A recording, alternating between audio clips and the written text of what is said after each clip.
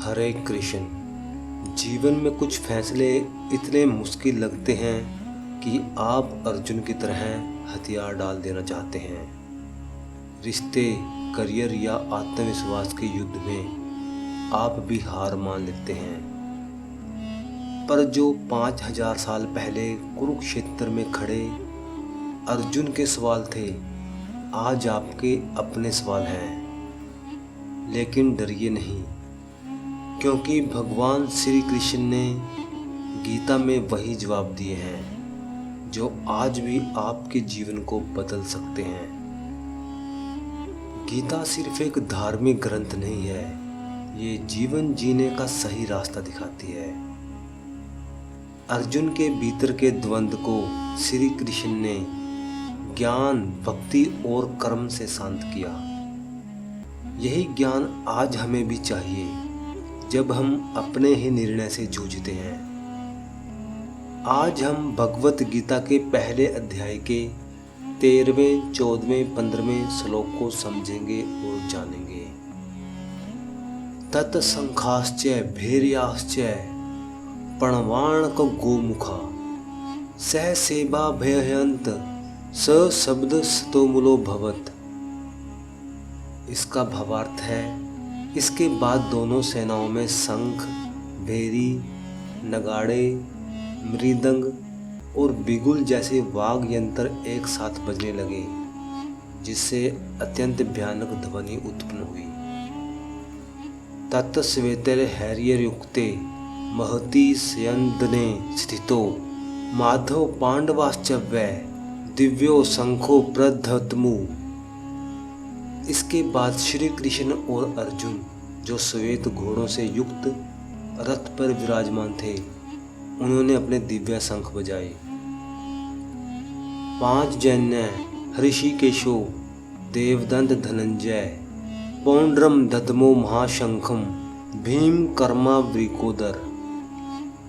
भगवान कृष्ण ने अपना 5 जन्य शंख बजाया, अर्जुन ने देवदत्त शंख और बलवान भीम ने पौंड्र नामक विशाल शंख बजाया।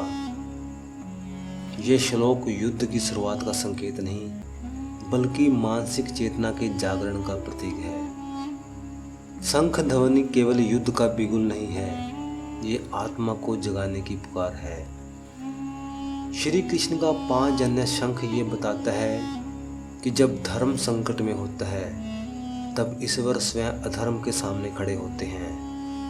अर्जुन के संदेह, भ्रम और मोह, यही आज के इंसान की भी स्थिति है।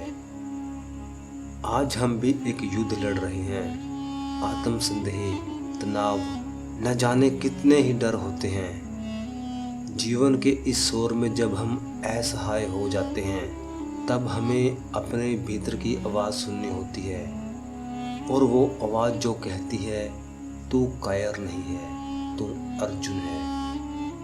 गीता आज के जीवन की हमें सच्ची राह दिखाती है।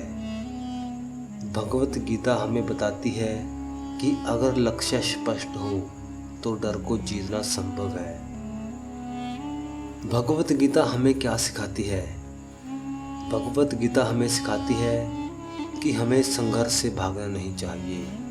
निर्णय के समय मन स्थिर और बुद्धि प्रबल होनी चाहिए। ईश्वर सदा हमारे साथ होते हैं। गीता कहती है, जब डर लगने लगे तो उठो और लड़ो, क्योंकि तुम्हारे डर सिर्फ तुम्हारे मन के हैं। जब कर्म में संदेह हो तो गीता कहती है, तुम कर्म करते जाओ, फल की चिंता मत करो। जब लगे जीवन बेकार है, गीता कहती है, तुम आत्मा हो जो अमर हो, वही होगा जो श्री कृष्ण चाहते हैं।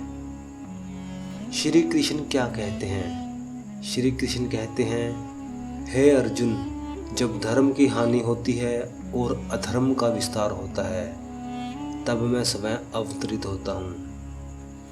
गीता कोई बीता हुआ संवाद नहीं है, ये हर दिन हमारे भीतर चलने वाली जंग का समाधान है।